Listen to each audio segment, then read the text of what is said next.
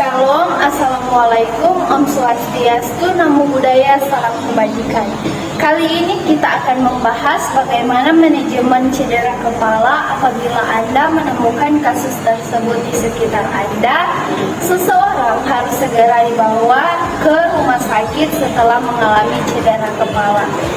Apabila ada luka terbuka pada bagian kepala ataupun adanya tanda-tanda yang menunjukkan peningkatan tekanan intrakranial seperti mual dan muntah, penurunan kesadaran atau linglung sehingga gangguan disorientasi, resiko dari cedera kepala yang diabaikan adalah resiko terjadinya infeksi ataupun kemah.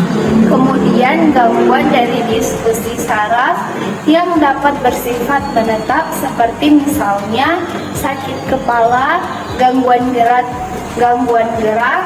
kejang, hingga berakibat kematian. Nah, demikian informasi mengenai cedera kepala yang dapat saya sampaikan pada saat ini.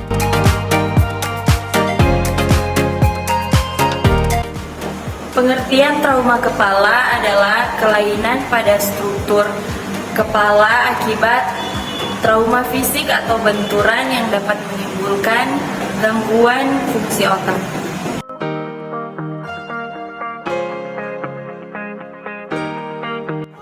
Komplikasi cedera kepala. Penderita cedera kepala biasanya rentan mengalami komplikasi, baik komplikasi langsung setelah terjadi kecelakaan maupun tidak langsung yang terjadi beberapa minggu setelah kejadian.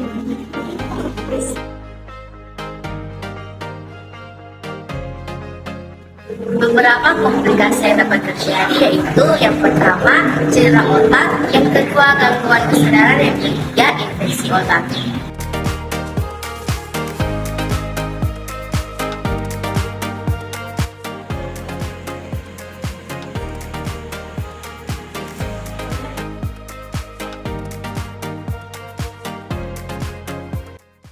Yang pertama, airway atau cek calon nafas.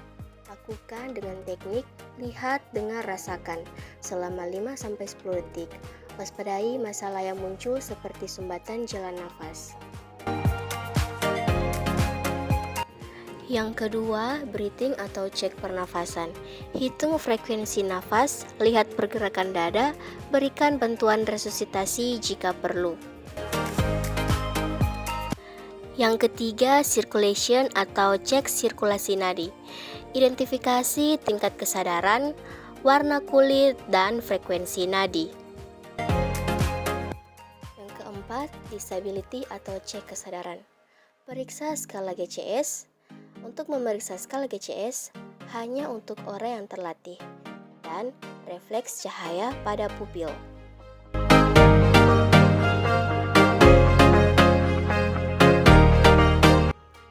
Yang pertama, lakukan pemeriksaan fisik secara menyeluruh. Hati-hati pada saat pemeriksaan bagian kepala.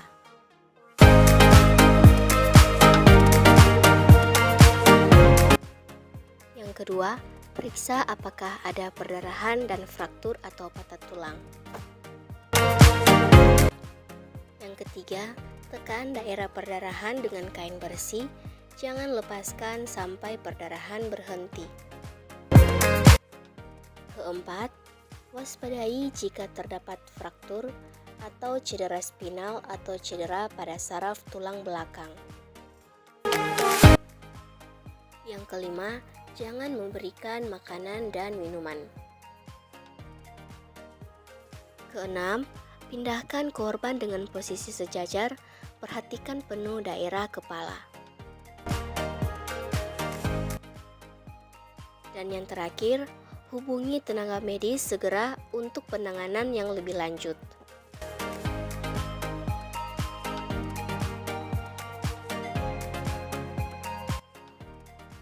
Pencegahan yang dapat dilakukan untuk mengurangi resiko cedera kepala di dalam masyarakat adalah dengan menggunakan alat pengaman saat berolahraga,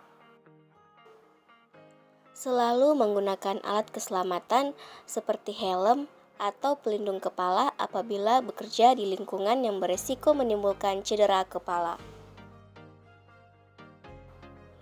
Memasang pegangan besi di kamar mandi dan di samping tangga untuk mengurangi resiko terpeleset, memastikan lantai selalu kering dan tidak licin. Memasang penerang yang baik di seluruh bagian rumah. Dan memeriksakan kondisi mata secara rutin, terutama jika mengalami gejala gangguan penglihatan seperti buram atau penglihatan berbayang.